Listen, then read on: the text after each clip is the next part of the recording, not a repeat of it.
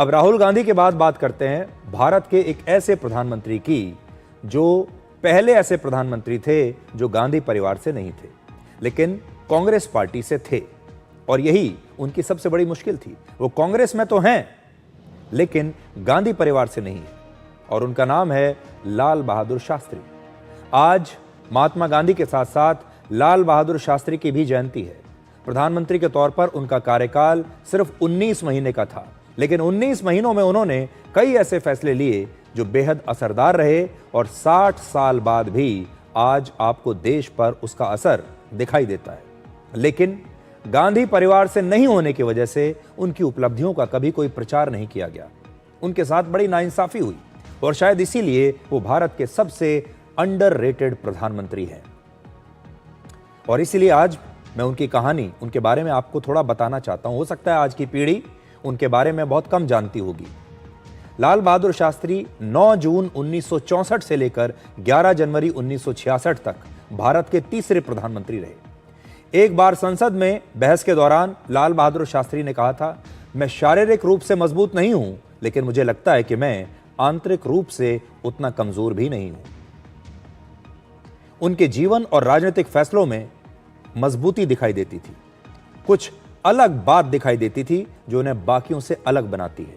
पहला, जय जवान जय किसान का जो नारा है, जो आत्मनिर्भर भारत का सूत्र है। आज हम आत्मनिर्भर भारत की बात करते हैं, मेक इन इंडिया की बात करते हैं। यह सूत्र सबसे पहले उन्होंने दिया था। देश में अनाज की कमी दूर करने के लिए उन्होंने हरित क्रांति और दूध की कमी दूर करने के लिए श्वेत क्रांति की शुरुआत की थी। प्रधानमंत्री रहते हुए उन्होंने अपने सरकारी आवास पर, अपने घर पर ही खेती करनी शुरू कर दी और इसके जरिए उन्होंने देश में अनाज की कमी के प्रति लोगों को जागरूक किया, किसानों को प्रोत्साहित किया कि वो और ज्यादा से ज्यादा अनाज उगाएं। वो पहले प्रधानमंत्री थे जिन्होंने जय जवान जय किसान का जब उन्होंने नारा दिया तो वो क्या कहते थे? जवान की जो ताकत है उसे तो सब जानते थे, लेकिन जवान के साथ साथ किसान की ताकत को पहली बार उन्होंने पहचाना था। और उन्होंने देश को, दुनिया को यह बताया था कि कोई भी देश तब तक आगे नहीं बढ़ सकता जब तक उस देश का जवान और किसान एक साथ मिलकर मेहनत नहीं करेगा। और इसीलिए उन्होंने ये नारा दिया था, जय जवान जय किसान का।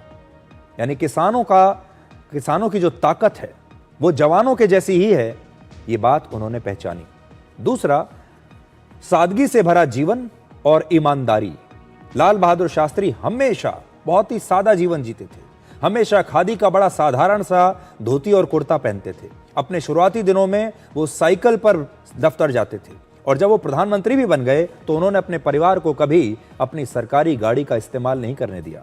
खुद भी अपने निजी कामों के लिए सरकारी कार का इस्तेमाल नहीं करते थे। और आज आप देखिए, आज आपको मंत्री से लेकर विधायक, सांसद, यहां तक कि बड़े जो सरकारी अधिकारी हैं वो भी अपनी सरकारी कार का इस्तेमाल अपने हर निजी काम के लिए करते हैं, अपने परिवार के लिए करते हैं। आज भी अगर आप किसी भी शहर के बड़े बड़े स्कूलों में चले जाएंगे तो स्कूलों के बाहर आपको बच्चों को छोड़ने के लिए और बच्चों को स्कूल से पिक करने के लिए सरकारी गाड़ियों की लाइन दिख जाएगी।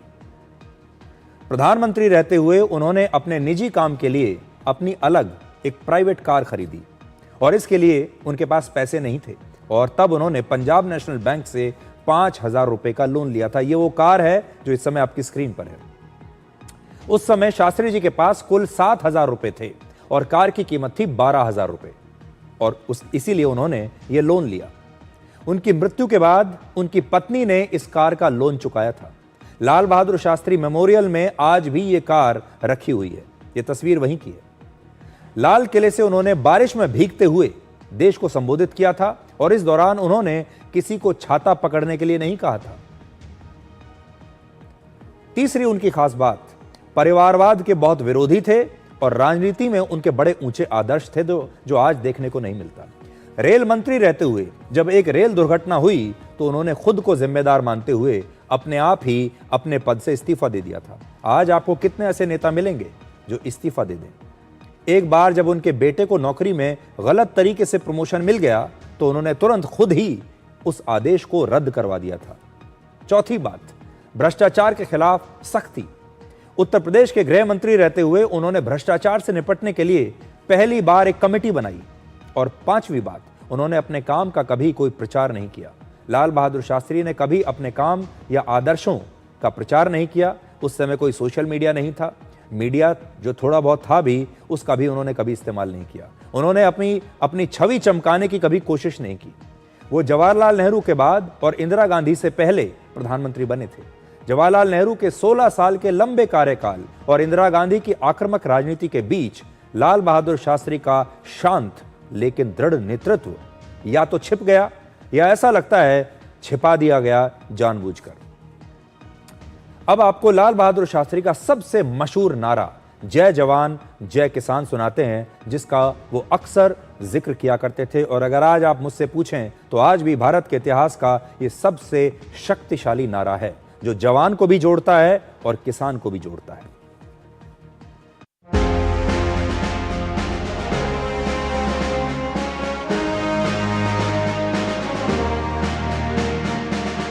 दो नारा अगर आप लगाएं तो वही असली नारा है आज देश की जरूरत के मुताबिक। एक तो जय जवान का और दूसरा जय किसान का। ये दो नारे मैं समझता हूं कि आज हमारे देश के लिए जरूरी है। जय जवान जय किसान, जय हिंद।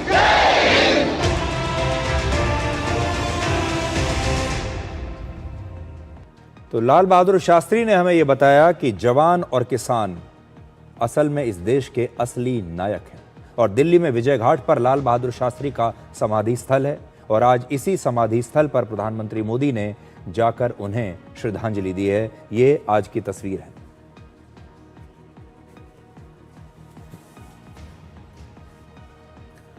अगर आज आदर्शों के मामले में, सिद्धांतों के मामले में, नेतृत्व के मामले में अगर कोई प्रधानमंत्री लाल बहादुर शास्त्री के सबसे करीब दिखाई देता है तो वो है प्रधानमंत्री नरेंद्र मोदी स्वयं।